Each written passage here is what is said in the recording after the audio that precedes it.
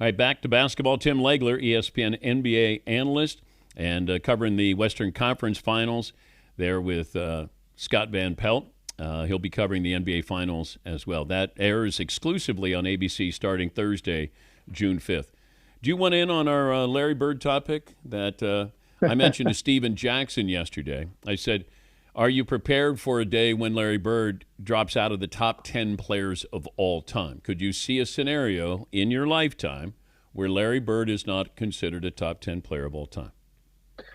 I can see, in terms of general consensus, I might not be the best person to ask on this topic because he's not only my favorite athlete of all time, he's also I personally credit him for changing the course of my life, to be perfectly honest with you, because I was on a baseball track until that dude came into the league, and I had never really played organized basketball before, and he personally made me want to start playing basketball, along with a growth spurt at the time. So I legitimately am not overstating it. He changed what I wanted to do and how much I fell in love with the game during that time, because I went into high school at exactly the time he came into the NBA. So just seeing him play basketball gave you hope that you could play basketball at a high level? I think, yeah, I mean, even at that time, was I thinking I could play in the NBA one day? I mean, I wanted to be a pro athlete. I thought I was going to be a professional baseball player, and so did my father. That was like the goal. But it wasn't just like that he gave me hope that I could be an NBA player. It was his style of play, their style of play as a team. I admired the Lakers, too, for the way they played. So it was kind of weird. My two favorite players were rivals. Magic Johnson, Larry Bird were my two favorite players, and they were the two guys that were trying to beat each other every year. It felt like so. Just his flair, his confidence, his passing ability, the way that team passed the ball, that made me really think that's the beauty of basketball when it's played the right way. It looks like that, and that's why I started to fall in love with it, became obsessed with it, and the rest is kind of history, like what I end up doing with my life. You're talking about 45 years now. Basketball has been the center of my life, everything I've built. Did you ever thank Larry Bird in person? I never thanked him in person. I did have one very cool moment with him. He won't remember it, but of course I'm not going to forget it. It was shooting around a preseason game. I never really caught Larry Bird as a player because he was finishing up. He had back problems. He was about to retire, and I was on the court alone, just he and I, opposite ends of the floor, shooting before a preseason game. I think it was in Hartford, Connecticut, if I am not mistaken. And I'm like, that's Larry Bird down there. We're the only two out there because he went out early. I used to go out early. We're out there shooting. At one point, I kind of drifted to the other end, so we were shooting on the same end of the court, just us and some ball boys. And we shot for a while, and I was making them. He was making them. We're both good shooters. And then he finished and he walked past me. And as he was walking past me to go to the tunnel to leave the court, he just, without even looking at me or changing the direction of his head, he just said, "Nice shooting." And he just kept walking. And that validated my life. That was all I needed to hear. I probably should have just quit right then and just like, hey, that's all I needed. I'm good. Watching OKC with Shai Gilgeous-Alexander, he's a great player, the MVP, but like, how would you describe his style? If somebody didn't see him play, because he doesn't play like the typical very good, great NBA player. I think the thing that separates him, Dan, is I personally have never seen a guard or really any player in this league. Maybe Dirk would be a guy that operated in that area of the floor, but he wasn't really doing it as much off the dribble as he was just with his length and his shooting. No guard has ever literally dominated that area of the floor. Basically, if you drew a line on the baseline straight up each side of the lane all the way to half court. So like an area, the width of the lane extending from the baseline to half court. Like that's the area of the floor that he wants to operate in. That's where the most traffic is on the floor. And yet that's where he always tries to get back to. Now, he obviously can make shots going, to the right wing, left wing, wherever he has to if he gets pushed that way for that mid-range shot. But his favorite place on the court is the area that's got the most traffic. For a guy his size, for a guard, to shoot the ball in the areas he does with that level of efficiency, we've really never seen anything quite like that. He's just an absolute raw scoring machine. And the more you talk to guys around the league that are great defenders, the answer of who's the toughest guy you've had to guard or have to guard currently, his name typically is the first one that's going to roll off people's tongues. Yeah, and you start to get to that Jordan comparisons of scoring. Now, I'm not talking how Mike scored, but the Mike won how many scoring titles? Like, it was a foregone conclusion. And I don't see any reason why SGA shouldn't be able to continue to be that 30-plus point scorer for quite some time. But I did want to ask you about, if you were going to talk to Anthony Edwards, what would you tell him he has to do, improve upon? Well, I think one of the things first of all, this has nothing to do with him. So let me start with this. They need to address their lead guard position. I love Mike Conley. Mike Conley's been one of my favorite players in the NBA his entire career. Just a huge fan of his. He's a leader. He's tough. He's great in Memphis, but he's at the stage of his career. He's not going to generate any additional offense for people. And I think some of that needs to be taken off the plate of Anthony Edwards. So let's start with that, because that will lead into the point of your question. I think Anthony Edwards needs to understand that there can't be moments of games where he feels his way out. He feels the game.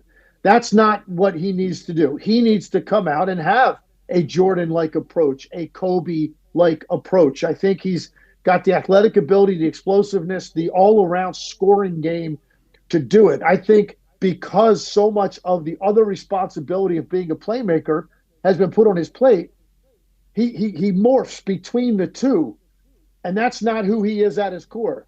So part of it's on the team. They've got to address that, and if they can find that, then Anthony Edwards could just go be what you need to be, which is just an absolute tenacious, attacking, relentless scorer.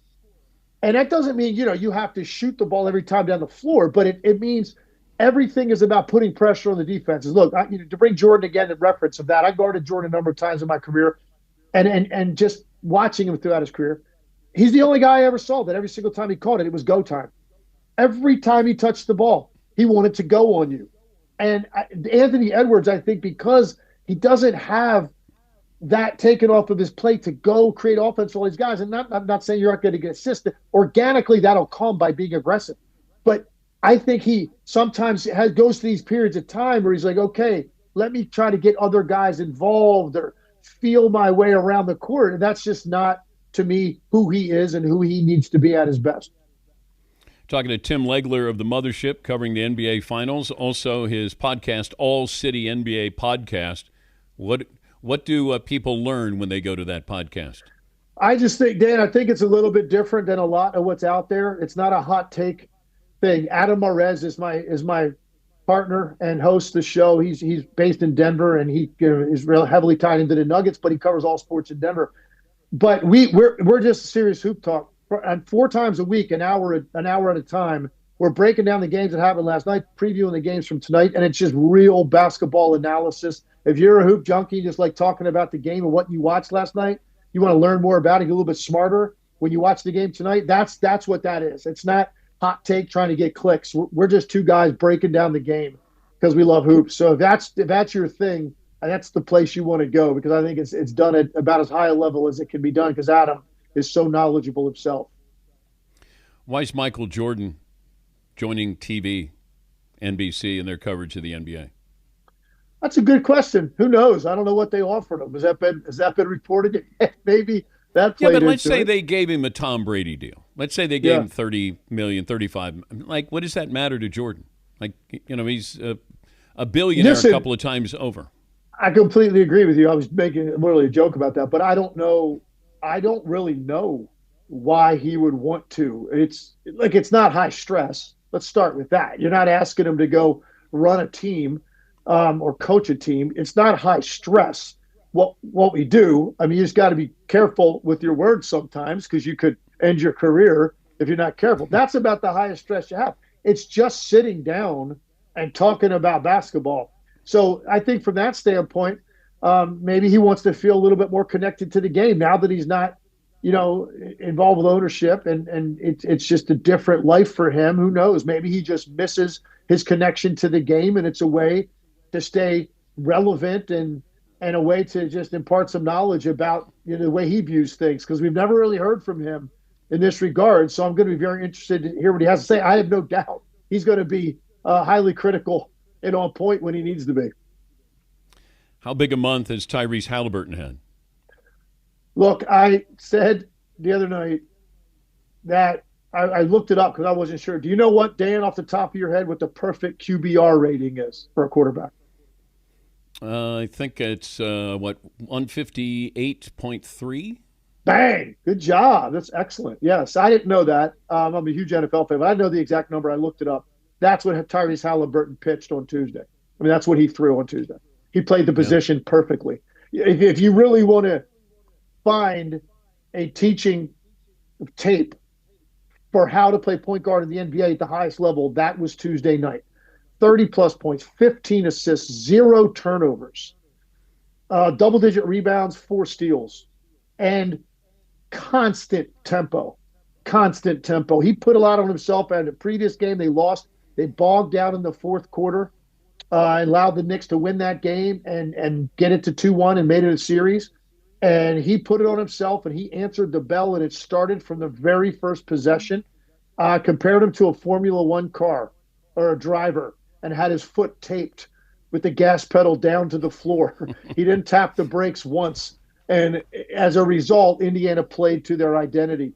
So this guy has now had, it's not just a month, man. It's been about 3 or 4 months, very little to scrutinize. And I thought the first half of the season, he was a little bit up and down. I actually described him one time, maybe back in November, as his floor being too low to be considered a superstar, meaning on those nights when he's quiet or passive or doesn't impact the game, you can't have like a 6-point night.